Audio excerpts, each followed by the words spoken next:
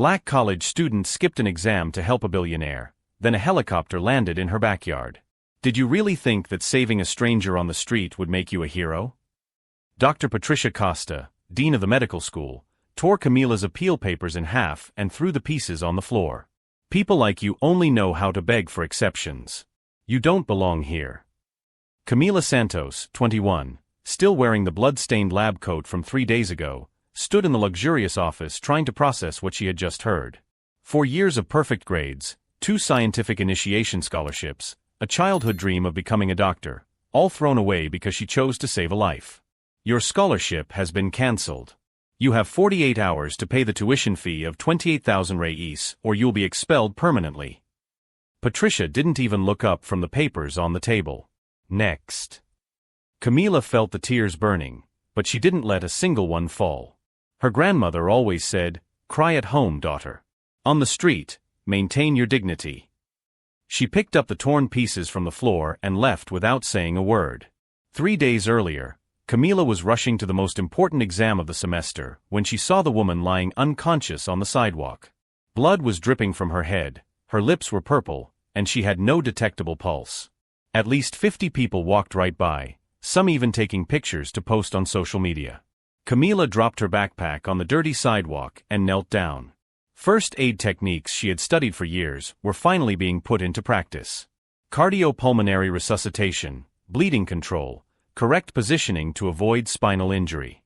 15 minutes saving a life while her cell phone rang non-stop, classmates warning her that the exam had started. When the ambulance arrived, the paramedic looked at Camila with genuine respect. "You saved her, girl. 5 more minutes and it would have been too late."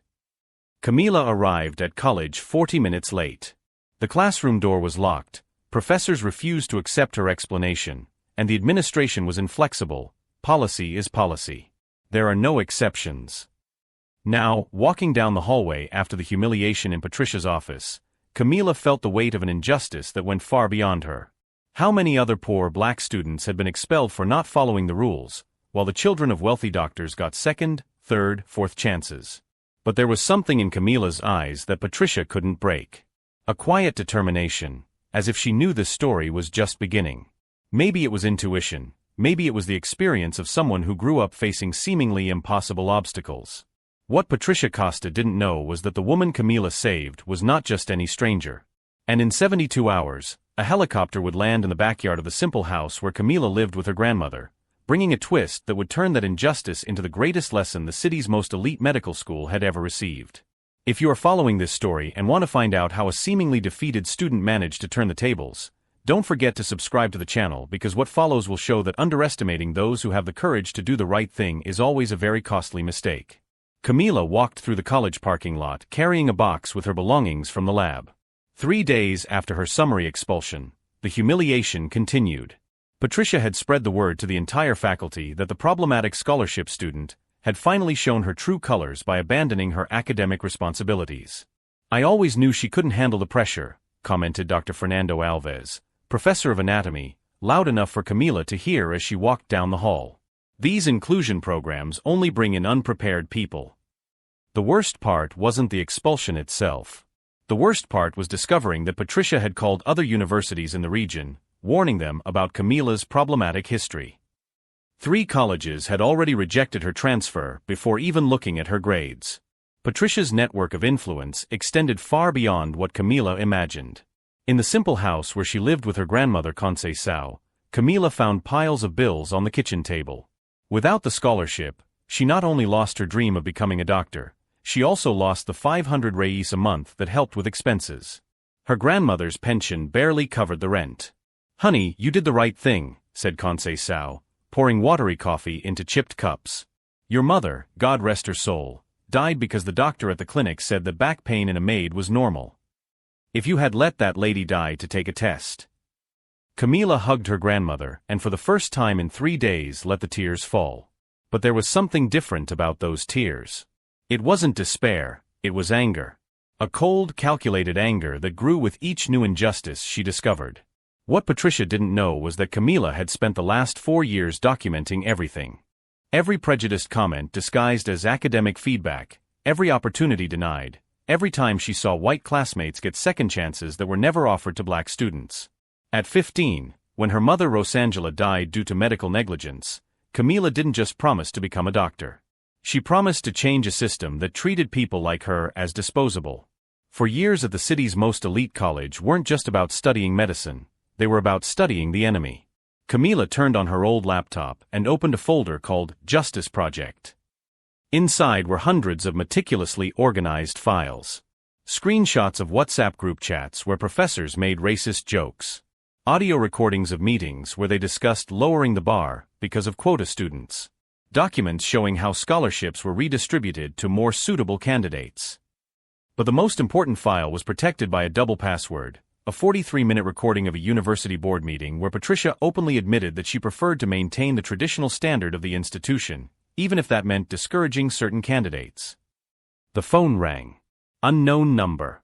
Hello, Camila? This is Dr. Isabella Ferreira, from the legal team of the woman you helped on Monday. She would very much like to talk to you. Would it be possible for us to meet tomorrow? Camila hesitated. She didn't want charity or pity from anyone. Doctor, I didn't save anyone expecting a reward. I know that. That's exactly why she needs to talk to you. She heard about what happened at your college through the press. She has a proposal that might interest you. Camila hung up and looked out the kitchen window. In the small backyard, her grandmother was watering the plants with water recycled from the washing machine. Even in difficult times, Conceição always found a way to make things grow. That night, Camila couldn't sleep. She typed until dawn, organizing 4 years of evidence into a 27-page report. If that woman really wanted to help, Camila wasn't interested in handouts. She was interested in war. What Patricia Costa and the entire corrupt system at São Lucas Medical School didn't know was that they had completely underestimated a young woman who grew up seeing injustice and promised never to accept it silently again. They thought breaking a poor student would be easy. They had no idea they had just awakened someone who had spent years gathering ammunition for a battle that was just beginning. Each new humiliation only fueled a determination that grew in silence, like a storm forming on the horizon, and storms like that don't ask permission to destroy everything in their path. The next morning, Camila took 3 buses to reach the address she had been given, an office in the city's most exclusive business district.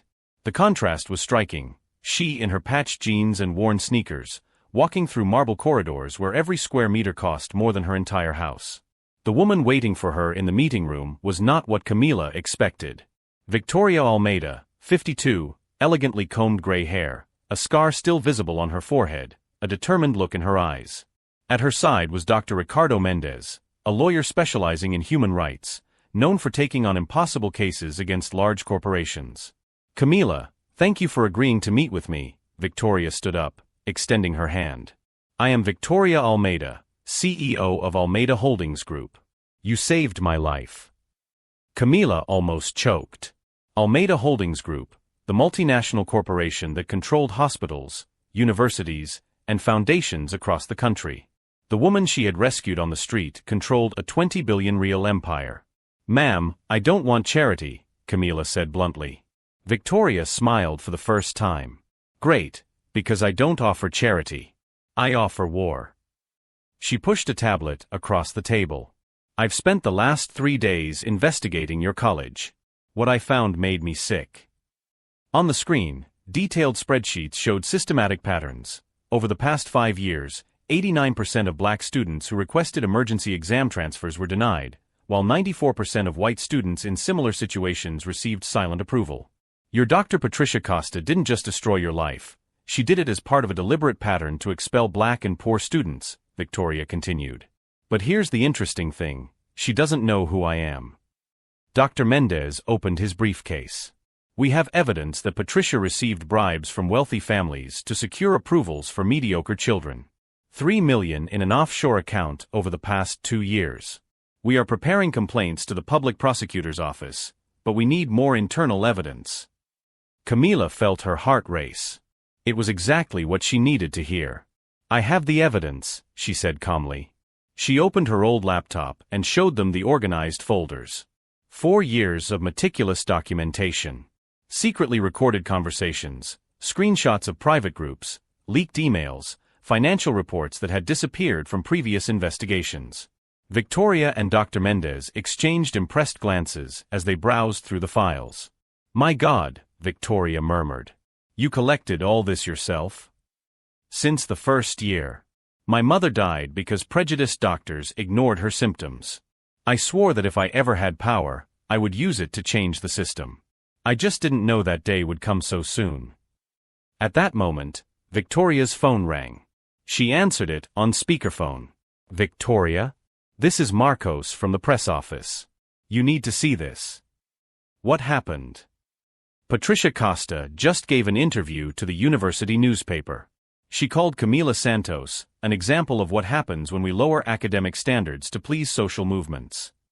She said that some students use racial issues to justify incompetence."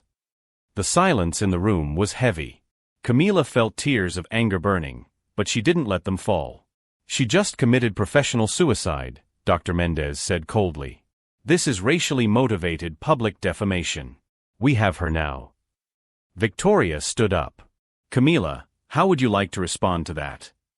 The question brought back all the humiliations. Every time teachers doubted her ability. Every opportunity denied. Every whispered comment about quotas when she got better grades than her white classmates. "I want Patricia Costa to lose everything," Camila replied firmly. "Her job, her reputation, her freedom. I want her to feel firsthand what it's like to have your life destroyed by prejudice. But I don't want dirty revenge. I want clean, documented, irrefutable justice." Victoria smiled again, a smile that promised storms. "Then that's what we'll do. But first things first, you're going back to that college tomorrow." "How?" "I'm expelled." "Not anymore. As the institution's largest private donor, I just made our annual donation of $12 million conditional on your immediate readmission. Temporary, of course. Just until we gather enough evidence to destroy Patricia publicly." Dr. Mendez opened another file. "We have a 3-phase plan. Phase 1, you return as a student, with full legal protection. We gather more internal evidence. Phase 2, public confrontation with all the evidence. Phase 3, complete overhaul of the system." Camila looked at these two people she barely knew offering unlimited resources for a war she had dreamed of fighting alone for years. "Why are you doing this for me?" Victoria became serious. "Because you saved me without knowing me. Because I discovered that you documented injustices for years without being able to do anything about them. Because Patricia Costa represents everything that is rotten in institutions that should be educating people to be better." Pause. "And because I have a daughter your age who, if she were black, could be in your place." As they discussed the details of the plan, none of the three knew that Patricia Costa was at that moment in an emergency meeting with the dean, planning a new offensive against the problematic student who was causing embarrassment to the institution. What Patricia didn't realize was that her next move, which she considered the final blow to end Camila once and for all, would be exactly what Victoria and her army of lawyers were waiting for to turn a silent war into a devastating public exposure that would cause Patricia to lose not only her job, but her freedom. In that luxurious office, three brilliant minds were finishing planning a justice as elegant as it was brutal, and Patricia Costa was walking straight into a trap she herself was building with her own arrogance. 3 days after the defamatory interview, Patricia Costa called an extraordinary meeting of the University Council. Her strategy was simple: present a complete dossier on Camila's inappropriate behavior, and expel her permanently before any external pressure could interfere. "Gentlemen, we have a cancer in our institution," Patricia began, distributing folders to the 12 counselors present. "Camila Santos represents everything we fight against: disregard for rules, racial victimhood, seeking attention through fabricated controversies." Dean Dr. Enrique Morais leafed through the fabricated pages. "Patricia, this is very serious. Accusations of antisocial behavior, contempt for teachers. All documented," Patricia smiled confidently. "She needs to be expelled today, before the situation gets out of control." At that exact moment, the auditorium doors opened. Camila entered accompanied by an elegant woman whom Patricia did not recognize, followed by 3 men in suits carrying briefcases. "Sorry for the interruption," said the stranger calmly. "I am Victoria Almeida, chair of the board of the Almeida Foundation, the main donor to this institution. I believe this meeting concerns us." The silence was immediate and heavy. 12 board members, including the dean, stood up instantly. Patricia remained seated, confused, trying to process who this woman was and why she was there with Camila. "Ms. Almeida," Dr. Morais stammered, "it's an honor, but this is an internal administrative meeting." "About a student who saved my life," Victoria interrupted. "And about an employee who publicly defamed that same student. I believe that gives us the legal right to participate." Dr. Mendez stepped forward. Attorney Ricardo Mendez, representing Ms. Almeida and Ms. Santos. "I am filing official notice of a lawsuit for defamation, racial discrimination, and civil rights violations against Dr. Patricia Costa and this institution." Patricia finally stood up, her face red with anger. "What does this mean? Who are you to come here and threaten our academic autonomy?" Victoria smiled coldly. "Autonomy? Let's talk about autonomy." She motioned to the second lawyer, who connected a laptop to the room's projector. "Counselors, I would like you to see evidence collected over the past 4 years of systematic discriminatory practices at this college." The first image projected was a detailed spreadsheet. In 5 years, 847 students have requested emergency reconsideration of exams. 89% of black students were denied. 94% of white students were quietly accommodated. Shocked murmurs rippled through the room. Patricia tried to intervene. "These are numbers without context, manipulated too." The second screen showed screenshots from WhatsApp groups. Messages from teachers making racist jokes, including several from Patricia, another quota student crying for an exception. "These social program students have no discipline. We need to maintain our standards, even if some don't like it." The third lawyer distributed transcripts. Recordings of meetings where discrimination is openly discussed. Patricia's voice echoed through the room. "We can't lower our standards just because some groups are pushing for inclusion." Patricia was pale. "These recordings were made illegally, they can't be used." "Actually they can," Dr. Mendez replied calmly. "Meetings about public policy at institutions that receive federal funding are considered to be in the public interest. But the best is yet to come." Victoria picked up the microphone. "Dr. Patricia, do you remember this phone conversation?" A new audio clip began to play. Patricia's voice was unmistakable. "Of course I can guarantee your son's approval. 15,000 in cash, plus 5,000 for teaching materials. The boy doesn't even have to show up for class." The auditorium erupted. Council members looked at each other in horror. Patricia tried to speak, but no sound came out of her throat. "We have documentation of 17 cases of bribery in the last 3 years, Victoria continued. "Offshore accounts in the Cayman Islands, track transfers, recorded conversations. The Internal Revenue Service and the Public Prosecutor's Office have already been notified." Dr. Morais was in shock. "Patricia, is this true?" Patricia finally managed to speak, her voice trembling. "You don't understand. It was to maintain quality, to protect the institution." "Protect it from what?" Camila spoke for the first time, her voice calm but firm. "From competent students who happen to be black? From people who choose to save lives instead of taking tests." Victoria continued her devastating presentation.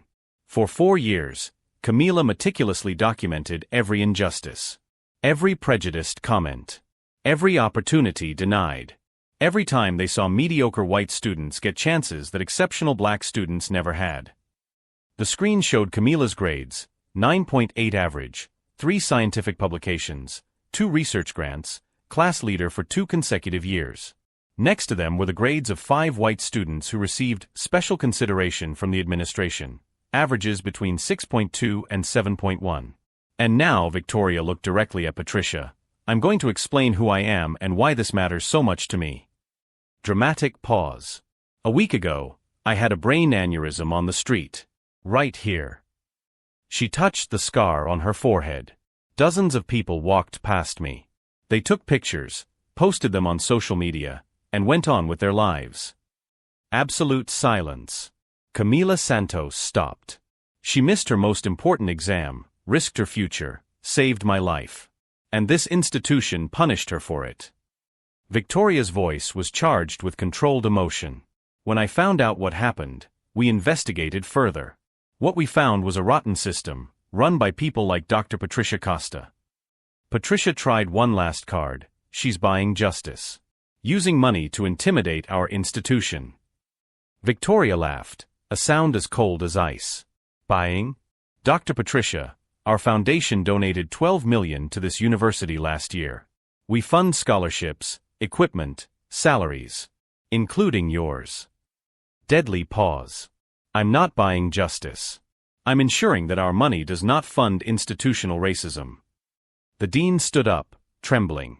Ms. Almeida, on behalf of the university, I apologize. Don't apologize to me. Apologize to Camila, Victoria pointed out. And more importantly, take action. Dr. Mendez stepped forward again. Gentlemen, you have a choice. You can act now, dismissing Dr. Patricia, implementing real reforms, and adequately compensating Ms. Santos. Or you can explain to the press, the Public Prosecutor's Office, the Internal Revenue Service, and millions of Raisin donations why you chose to protect corruption and racism. Patricia finally realized she had lost everything. Her legs gave way, and she sat down heavily, her face in her hands. The decision is simple, Victoria concluded. Justice or total destruction. You have 5 minutes to decide. What Patricia Costa did not realize that morning was that her arrogance, her certainty of impunity, her contempt for a simple black student, had led her straight into the most elaborate trap of her life. And in that silent auditorium, looking at the documents scattered on the table and Camila's determined face, she finally understood that she had completely underestimated not only a brilliant student, but a force of nature who was about to rewrite all the rules of the game. The 5 minutes of silence in the auditorium turned into a unanimous vote. Patricia Costa was fired for just cause that same day, losing all her labor rights and retirement benefits. The University Council unanimously approved the creation of the Camila Santos Protocol, a policy of total protection for students who provide assistance in medical emergencies. 3 weeks later, Patricia tried to get a job at other universities. Victoria had personally called the deans of 17 institutions, discreetly sharing the recordings. No doors opened. The woman who once controlled academic destinies with an iron fist now faced the reality of having her own future destroyed by her choices. The public prosecutor's investigation revealed an even larger network of corruption. 17 professors were dismissed, including Dr. Fernando Alves, who had commented on unprepared people in the hallway. 43 wealthy families had to return bribes paid over 5 years, a total of 7 million reis that were converted into scholarships for needy students. Camila returned to class as a national hero. Her story went viral on social media with the hashtag Justice for Camila, inspiring black students across the country to document discrimination at their institutions. Victoria created the Camila Santos Institute, offering free legal support for similar cases. 6 months later, Camila graduated as valedictorian, ranking first in the National Medical Residency exam. She chose to work at the same public hospital where her mother died, promising that no patient would be neglected due to prejudice. Patricia Costa, on the other hand, was found working as a receptionist at a veterinary clinic in a small town in the countryside. Her former colleagues avoided contact, and her friends from the social elite disappeared when she no longer had the power to offer favors. Her luxury apartment was auctioned off to pay labor debts to former employees she had unfairly dismissed over the years. Victoria attended Camila's graduation, sitting in the front row next to Conceição, who cried with pride as she watched her granddaughter receive the diploma that had almost been stolen from her because of prejudice. During her speech, Camila looked directly at the cameras broadcasting the ceremony live.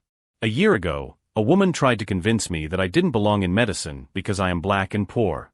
Today, I graduate knowing that I belong wherever my knowledge, dedication, and character take me." Pause for thunderous applause. "My mother died because prejudiced doctors ignored her symptoms. I promise to dedicate my career to ensuring that this never happens to anyone else." The college implemented permanent structural changes.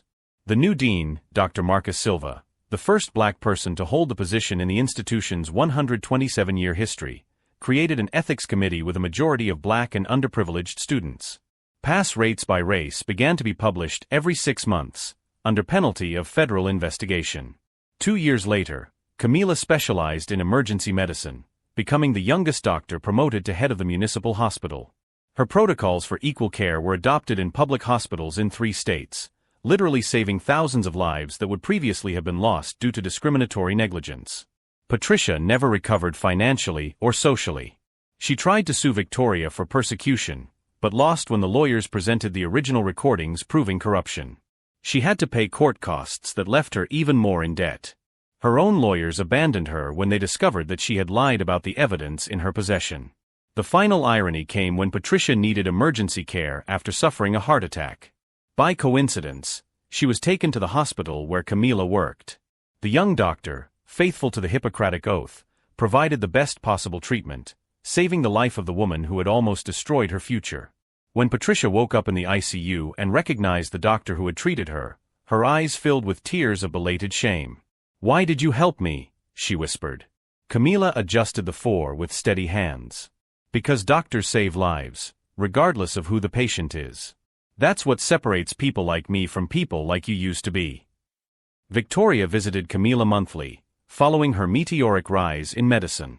Together, they created a foundation that had already helped 127 black students who were victims of academic discrimination to complete their courses and sue racist institutions. "You turned a personal injustice into systemic change," Victoria said during a celebratory dinner. "Your mother would be proud." Camila smiled, discreetly touching the photo she always carried in her lab coat. "She is proud. And more importantly, she is avenged." Camila Santos' story proves that true justice is not just about defeating those who harm you, it's about using that victory to protect others who will come after you. Patricia Costa tried to break a young black woman and ended up breaking the entire system that allowed people like her to thrive through discrimination. Today, when students face similar prejudices, they have a legal precedent, a protection protocol, and a story of hope. Camila's revenge was not personal, it was systemic, permanent, and multiplied in hundreds of lives that now have opportunities that would previously have been denied. If this story of transformation through justice has touched your heart, subscribe to the channel to follow more real stories of people who have turned their greatest defeats into the most inspiring victories, because sometimes life breaks us at exactly the right point to make us unbreakable.